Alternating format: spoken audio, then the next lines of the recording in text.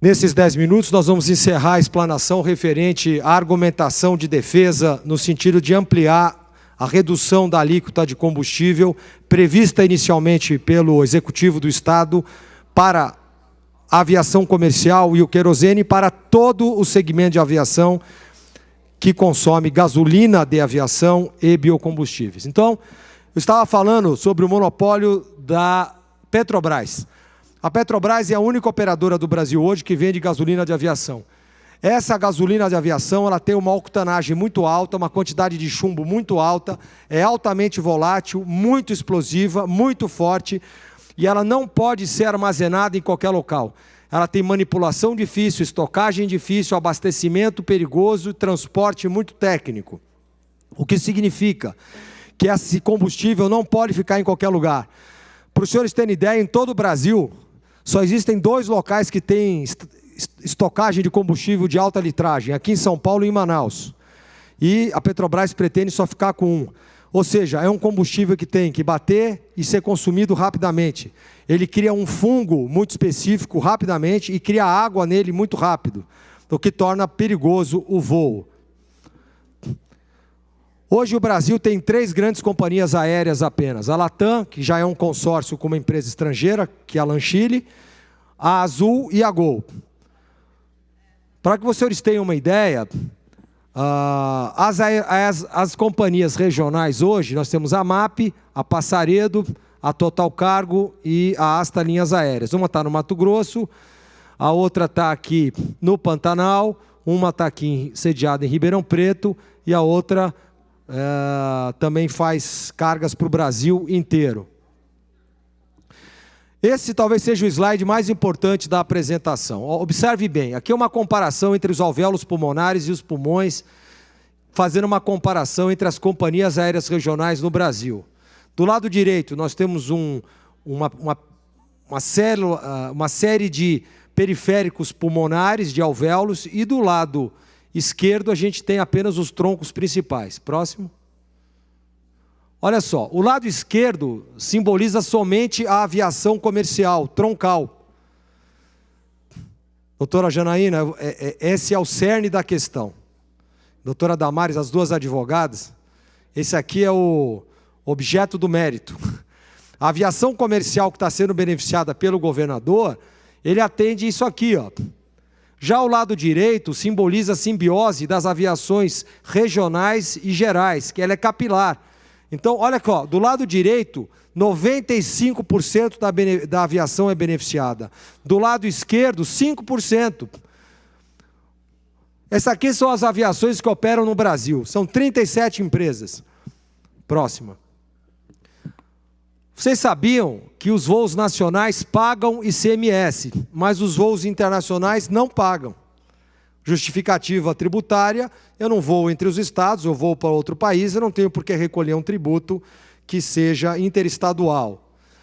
Mas de cara você já vê que voos dentro do estado já são mais caros do que um voo para fora. E se a gente expandir esse raciocínio, por isso que a aviação no Brasil é tão cara. Hoje é mais barato voar para Miami, para Dubai, para o Catar, para a África do Sul, do que voar para Fortaleza, para Manaus ou para o Mato Grosso. Porque 40%, como nós vamos ver, é combustível. Olha aqui, o número de companhias aéreas que tem nos Estados Unidos. 146, fora as regionais e as micro-regionais. Pode ir? Tankering, o que é isso? Na prática, o mercado consiste em abastecer a aeronave em outros aeroportos que o combustível seja mais barato. Então, o que ele faz? Ele chega em São Paulo, enche de passageiro, não abastece aqui, vai fazer um voo para outro lugar, faz uma escala, onde o combustível é mais barato, enche o tanque e continua o voo. Então, o Estado está perdendo receita já, presta atenção. O objeto do governador, embora muito pertinente, ele está beneficiando uma pequena parte, mas que eles já fizeram essa conta, as grandes companhias já fizeram, e muitas delas querem mudar as bases operacionais de São Paulo. Não compensa ficar aqui. Pode ir. Quais são as medidas compensatórias propostas pelo Executivo Estadual, no caso o governador? É a expansão da malha aérea e do fluxo de passageiros, assim como o turismo, com seus reflexos positivos para o desenvolvimento do Estado. 2. as empresas de transporte aéreo regular, de passageiros e cargas, que aumentem os números de voos regionais e outras medidas que serão fixadas oportunamente. E a propositiva em caráter de urgência, que as operações destinadas às empresas de transporte aéreo regular, de passageiros e carga, que por meio de operações próprias ou de contratos comerciais atendam as condições. A gente está propondo que não seja só isso. Isso aqui é 5%, repito pela 25ª vez, de um mercado muito maior que não está sendo beneficiado por essa lei. Meu avô e meu pai contavam, e isso já nos anos 70. Hoje, São Paulo beneficia 118, aliás, as grandes companhias beneficiam 118 destinos aéreos. Deputado Douglas, chegamos a 333 destinos. Hoje somos 118. Por quê? Pode ir. Tá, aqui estão algumas das associações, sindicatos e organizações que nos ajudaram neste estudo técnico. Sindicato Nacional dos Aeronautas, Associação Brasileira de Aviação Geral, aproveito para agradecer Flávio Pires, que foi o nosso grande incentivador nesse estudo, a Associação de Pilotos do Brasil, a Associação Latino-Americana de Transporte Aéreo, entre outras. Bom, quanto é que custa uma hora de voo? Então aqui é uma planilha básica.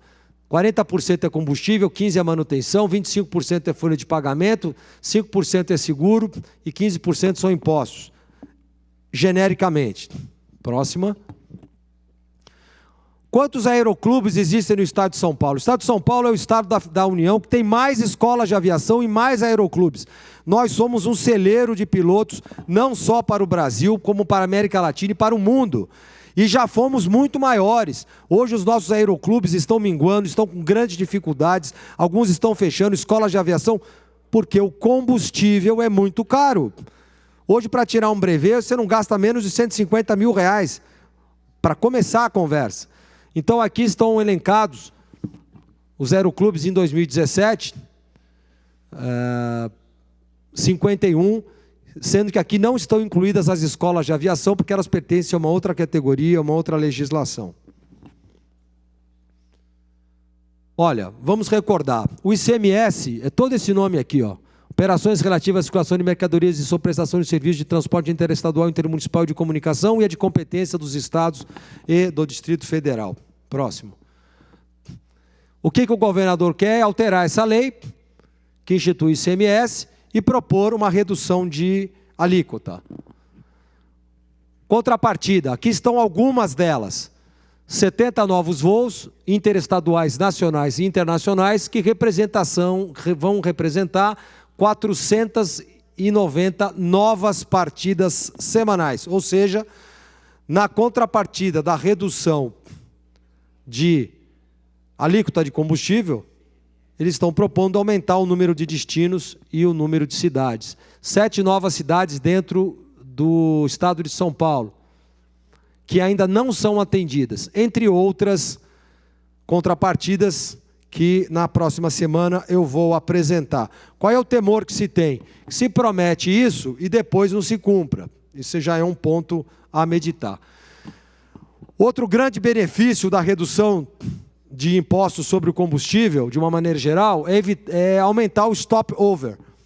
Olha que legal esse conceito. É um conceito tipo Airbnb ou o Uber da aviação, aspas, aspas.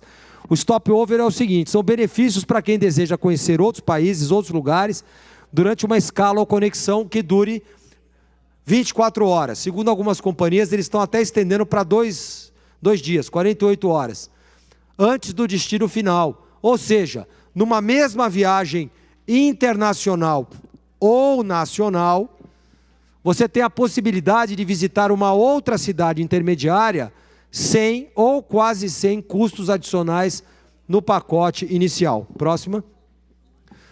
Olha só, o stop-over, ele alimenta o turismo fortemente, hospedagem, alimentação, lazer cultural, lazer, entretenimento adulto, fã, transfer de terra e mar, tem uma série de vantagens para a economia isso aqui.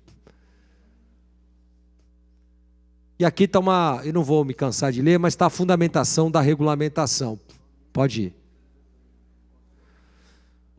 Indo para o final, A aviação mundial, ela se divide em 4 grandes segmentos: aviação militar, aviação civil geral, transporte aéreo público e a defesa civil, bombeiros e incêndios. Só mais um minuto, senhor presidente.